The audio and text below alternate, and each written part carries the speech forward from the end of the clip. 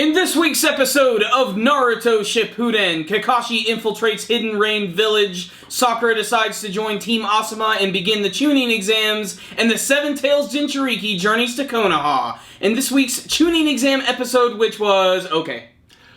Okay, so let me just start with the things I did like, because there were a few. Yes. The Jiraiya Naruto training. Yeah. Good. Brief though it was. Brief. Got to see, from the last episode, we saw Jiraiya say, hey, I'm going to loosen your seal. Mm-hmm. Or at least that's what he was hearkening to, and we know that's what he did. And he attacked Naruto full out. You know, the same attack we saw against Pain, which is funny because we saw Pain in this episode. Mm-hmm. I also like the fact that he summoned 3 toads, which all used a different elemental attack against him. Well, it's the same thing as when he was facing Pain because he had 2 toads on his shoulders. Mm-hmm. And then he was the 3rd toad, I guess you can think of it like that. And that was cool. Mm-hmm. And the new Jinchuriki that got introduced. Yes, I like that. Fu, the Jinchuriki of the Seven Tails Bijou Chome, who was not really shown too much in this week's episode. We just get to learn a little bit more about her personality. She's very carefree and just wants to relax, have fun, and leave the village. She doesn't want to be confined to Hidden Waterfall. And what's really interesting is we don't really get to see too much of the political drama of Hidden Waterfall. We've never really seen too much of the village at all. They literally do show a big waterfall, and then they just show this like small building, which belongs to this character by the name of Shibuki, who I'm guessing is like the de facto leader of Hidden Waterfall. They may not even have a Kage. Like I said, they don't really get into any of that whatsoever, and we really don't even see that many ninja from Hidden Waterfall. The only one that even pops into my mind was Kakuzu from Akatsuki, and he never talked about any of his past. So it was just sort of interesting getting to see that, and it is kind of cool that Fu is going to be able to go to the Chunin exams. Only rule is, she can't tell anybody that she's a Jinchuriki, and that's basically a given. What do you think is going to happen with her? In the sense, do you think someone's going to challenge her really hard? She's going to need to use that chakra reserve, and someone's going to find out? I'm guessing they're going to do what they did in the Six Tail arc, where we saw Udakata and we knew that he was the Jinchuriki of the Six Tails, but we never really saw him go through a big full transformation. There were a few scenes when he accessed his chakra to use that power, and there was one very small scene at the very end of that arc where you could see in the distance he did transform into the Six Tail Slug, but it was very obscured. In this one, I'm guessing they're going to do the same thing, where maybe Akatsuki is going to be watching the entire time. In fact, I think this is actually going to tie into this new character who was introduced in this arc, who is that Hidden Rain Ninja, who I actually think she's going to be a spy for Akatsuki and let them know that, hey, here in Konoha during the Chunin exams, we got the frickin' Seven Tails Beast here, and you guys need to come and capture it. And I imagine they don't want to cause any trouble and create like a big war between the villages. So as soon as the exam is over and they're journeying back home, they're going to ambush and capture Fu. What I think is going to happen is that she doesn't know Akatsuki's motives and tells them, but not really knowing, because she looks like a good character. She looks like a nice character. She doesn't seem like an evil person. Not at all. She's got the biggest eyes out of all of them, you know, so... She reminds me kind of like a composite of Naruto and Killer Bee in many ways. Oh, yeah, but I'm not talking about the Jinchuriki. I'm sorry. I should have said I'm talking about the Hidden Rain Ninjas. The Hidden Rain Ninja, okay. She may actually be a good character, but not know that she's telling the bad guys important That's true. intel. She could be just simply being used by Pain and going on.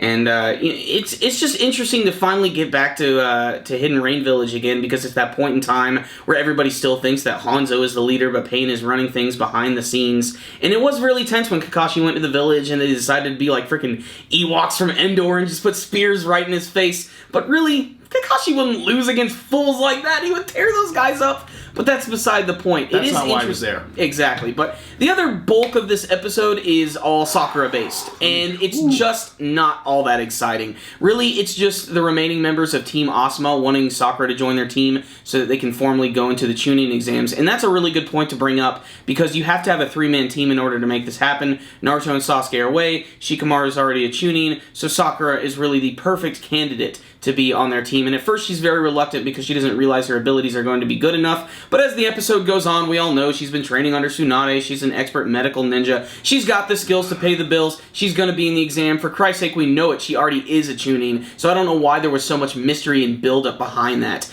However, the episode does end with a little bit of excitement as all of the different ninja from the different villages are coming in, getting ready to participate in the Chunin exams. And I love the character designs of the new characters. In particular, that one guy who has the awesome shoulder pads and the big pompadour hair. That is always awesome. It is Ninja Space Dandy, and I cannot wait to see what that guy is going to be capable of. And it's just really interesting, just the fact that it looks like they're going to start the exams in Konoha, and then they're going to move their way to the Hidden Sand Village as things go on. And it looks like immediately, already in next week's episode, the exam's going to start, they're going to get to the written portion, and it almost looks like that Hinata and Neji are going to have a Chunin exam rematch, and that is awesome.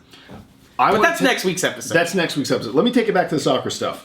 I felt it was so unnecessary. This is why people hate Sakura, because she sneaks her way into episodes and brings the whole fucking mood down the whole time. And her story's always the same. Yeah, it's like, Naruto and Sasuke are so powerful, I can't let them get ahead of me. We get it, Sakura. You don't want to be over-eclipsed by Naruto and Sasuke. You want to be strong and be able to rely on your own strength. Oh. It's just that's always her story, and it's boring. It is boring. It just didn't do anything for me, because these are scenes that, like, we've seen exact scenes just like this. And Naruto the series has some really good symbolism, and they just fucking barely tried in this one. They're like, okay, I don't think I'm strong enough, I'm going to be a burden to you guys.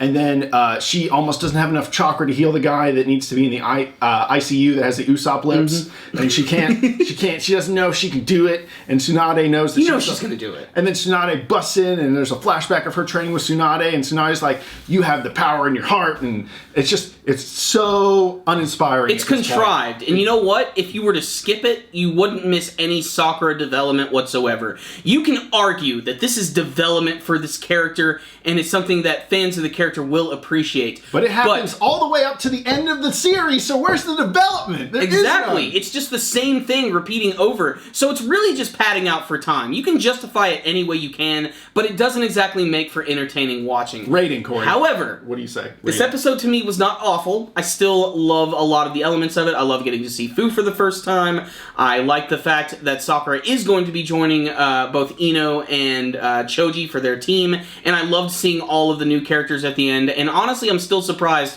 they're going back to Naruto and Jiraiya training, because that's not even a focus of this arc, and it's really not that important. And I just want to say this right now, that one scene where Naruto starts to go crazy, is this that one infamous moment where he actually attacks Jiraiya and leaves that massive scar in his chest, and this is the moment where Jiraiya's like, I've only been killed only so many times in my life. This could be that moment. Yeah, or I've only been really close to death. Again, it's something we didn't have to see. We know it happened. We know the repercussions of it. But it is still kind of cool to see. Despite that, this was a very average episode of the series, which is just a setup for the Chunin exams. Things are going to get exciting next week. I'm going to give this one a 3 out of 5, and yes, I am being nice.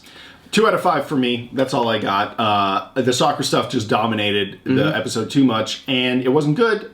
And I knew what was happening. It was the time between her saying, no, I don't know, to yes, and I didn't care about any of the in-between. All the other stuff, though, the Naruto stuff, the new Jinchuriki, all really interesting. Watching all the new ninjas come into the village at the end of the episode, awesome, very excited.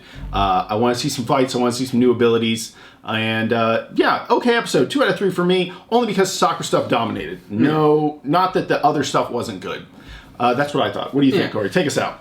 Still, I think it was a decent episode. If you've been following the Naruto Shippuden anime series, check it out if you want to kill some times. If you're excited to see some brand new Naruto material, just don't expect to be blown away by it. The good thing is this week's episode was clean and consistent. The artwork looked pretty good. Nothing looked too wonky. In fact, the scene where Sakura was walking outside in the sunset, you were sort of making fun of that scene. But I think it actually looked nice. It looked good. At least it was a nice-looking episode. Transformers looks good, but it's not fucking good, though. Transformers doesn't look good. Transformers looks like a lot of metal pieces which have been thrown up by Michael Bay. It looks like garbage. This was just an okay average episode of the series. But like I said, if you consider yourself a fan of the anime version or the manga version, give it a watch. You might see something you like. Otherwise, that's it for us. Thank you guys for watching our review of Naruto Shippuden. If you guys checked out this week's episode, please tell us what you thought about it in the comments section below. And remember, if you liked this video and this review, please give it a thumbs up. It really does help us out quite a bit. You can also subscribe to our channel if you have not already. You guys can also check out our Amazon Associates link in the description box below. If you guys ever make a purchase on Amazon, whether it be anime, manga, DVDs, video games, anything, use that as your permanent Amazon bookmark link. It will help us out. And if you feel so inclined, you can also donate directly to us through our PayPal link. Thank you guys again for watching. Super Kami Guru 9000. Out. go, Nick. Alright, is this ready? I'll start doing it.